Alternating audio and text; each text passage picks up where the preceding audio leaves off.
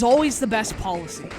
Like 96% of the time. So when it comes to games like this, look, let's be honest. As long as your 3DS doesn't blow up, it's a positive situation. Like, as long as it keeps your kids quiet, it's done its job. Another mission accomplished for another mediocre movie game. And the good news is, my 3DS is still intact. After Big Hero 6, Battle in the Bay.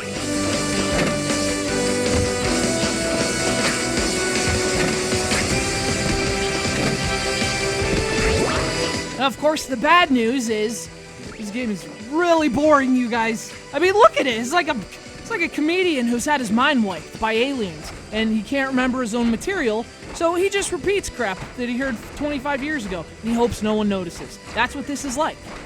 It's also a really oddly specific analogy, but hey, at least it's more creative than anything you'll find here. In fact, in the time it took for me to make that analogy, you saw everything this game has to offer. Oh, what's that? You didn't see the cartridge? Well, there's the cartridge. You can also use it like a ninja star.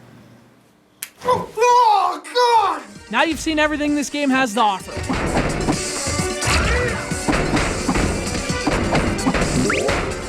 Big Hero 6, Battle in the Bay. It's based on Disney's latest CGI movie. Hey, remember when Disney Animation Studios actually, did animation? Hey, those were fun times. Which reminds me of a time when publishers actually gave a crap about their games based on movies. Anyway, I like to think there are no accidents. Not really. Like I said, honesty, that's never the best policy. But I'll be honest with you, this game kind of feels like an accident, and not a happy accident either. It's a side-scrolling beat-em-up in which you beat up robots. And I'd call it an army of robots, but you need more than 5 robots to be an army. I counted 5 robots, so it's more like a book club of robots. Apparently what they're reading this month is boring video games for dummies, because this is a stupendously boring video game. So there are really 2 main problems here. One, there's nothing to the gameplay other than button mashy combat and some minor platforming through the levels. And 2, the levels. I mean, when you have so little in terms of design and gameplay, it's better to keep your levels short, keep the scenery changing. That at least changes something up.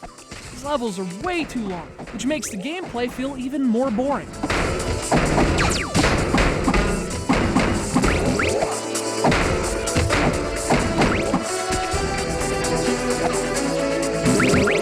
And it's the design, too. I mean, they're just not interesting.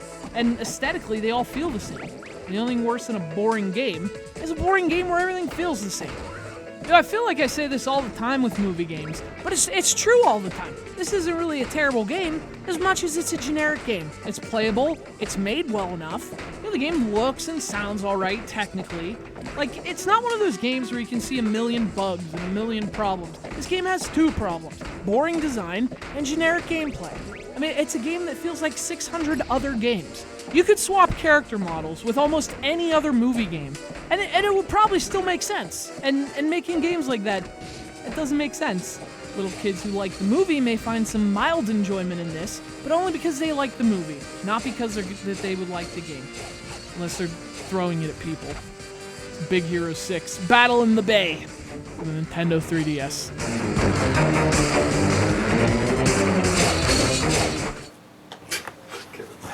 I missed that time. Oh, shit.